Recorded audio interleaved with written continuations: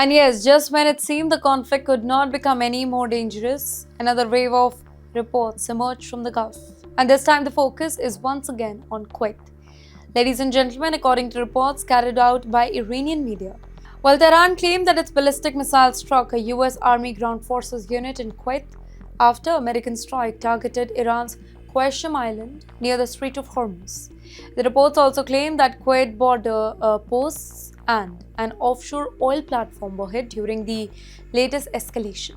In fact, another claim quickly grabbed international attention. Some reports allege that 3 American military personnel have been killed during the attack. And yes, if that is confirmed, then such an incident it could represent a significant escalation in the conflict. However, it's very important to remember that these reports remain unconfirmed. And at the very same time, well, there is no independent verification that is confirming that the reported troop casualty is there. Now, this is becoming a very familiar pattern in this conflict. Every military operation is followed by competing narrative. Well, one side announces the success, the other one responds with its own version of events. In the meantime, independent confirmation often takes much longer to emerge. And that is why governments, intelligence agencies, and defense analysts they are carefully examining every new development before reaching any sort of conclusion. But even without any confirmation of individual claim, one reality is becoming increasingly clear. The conflict is no longer limited to one battlefield. Multiple Gulf countries are now dealing with missile alert. Military installations remain on high alert. Commercial shipping continues to face uncertainty.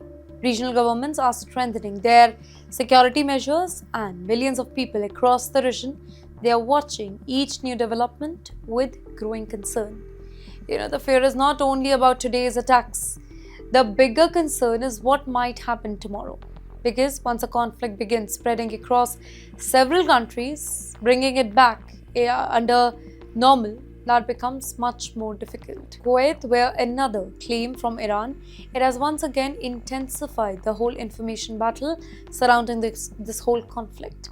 According to Iran's IRGC, a precision drone strike successfully destroyed America's famous HIMARS launch platform stationed in Kuwait. Now, HIMARS, that is one of US military's most advanced mobile rocket system, and it has played a major role in several recent conflicts around the globe. Iran described the strike as part of its ongoing retaliatory campaign against American military assets in the Gulf. And at the very same time, Kuwait acknowledged that there had been damage to several border posts and oil-related facilities. However, official confirmation that destroyed HIMARS system were destroyed that remains unavailable, and the reported destruction continues to be disputed. And this brings us to one of the biggest challenges of modern warfare. Well, today's wars are fought in two different arenas. Well, one on battlefield, the other one in an information battlefield. Military operations happen on the ground, but at the very same time, another battle unfolds online. Governments release statement. In fact, military spokesperson announce victories. Videos appear on social media, supporters amplify one version, opponents challenge another. For journalists and for the viewers, the responsibility is to separate the verified facts from the claims that are still being investigated, because accurate information becomes just as important as military strength. And as the US and Iran continue exchanging military action and political warning, the entire region remains on the edge.